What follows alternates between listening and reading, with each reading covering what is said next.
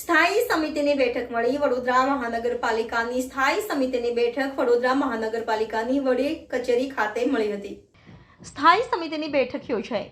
વડોદરા મહાનગરપાલિકાની સ્થાયી સમિતિની બેઠક આજરોજ વડોદરા મહાનગરપાલિકાની વડી કચેરી ખાતે યોજાઈ હતી, જેમાં નિર્ભયતા શાખા પૂર્વ ઝોનના કામને મંજૂરી આપવામાં આવી હતી. આદર્શ આચાર સંહિતા અમલી છે ત્યારે ઇમરજન્સી કામ કરવાના કામે જીપીએમસી એકની કલમ 67(3) હેઠળ વડોદરા શહેરના પૂર્વ ઝોનના વિસ્તારમાં વહીવટી વોર્ડ 6 માં આવેલ કોટ વિસ્તારના દરવાજો જર્જરિત હોય કલેક્ટર કચેરી વડોદરા ડિઝાસ્ટર મેનેજમેન્ટ શાખા ઇમરજન્સી ઓપરેશન સેન્ટર દ્વારા મામલતદારના જણાવ્યા અનુસાર કોઈ અનિચ્છનીય બનાવ ન બને તે હેતુસર તાત્કાલિક કાર્યવાહી કરી આ દરવાજાને દૂર કરવાના કામને 1.5 લાખના ખર્ચે મંજૂરી આપવામાં આવી હતી. Reporter Rahul Rajput, YNN news, Vadodara.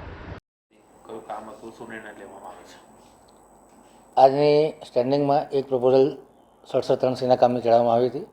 માં વોર્ડ નંબર 6ના વારાસી વિસ્તારમાં એક જૂનો દરવાજો ખૂબ જર્જરિત હાલતમાં હોય અને કોઈ ડિઝાસ્ટર ન થાય અને કોઈ પ્રકારનો બનાવ ન બને એ આશયથી એ દરવાજાને તોડી અને ડિમોલિશ કરવામાં આવ્યો છે અને 1.5 લાખ રૂપિયાના ખર્ચાનું કામ હતું, જેને આજે સ્થાયી સમિતિએ જાણ મળી છે.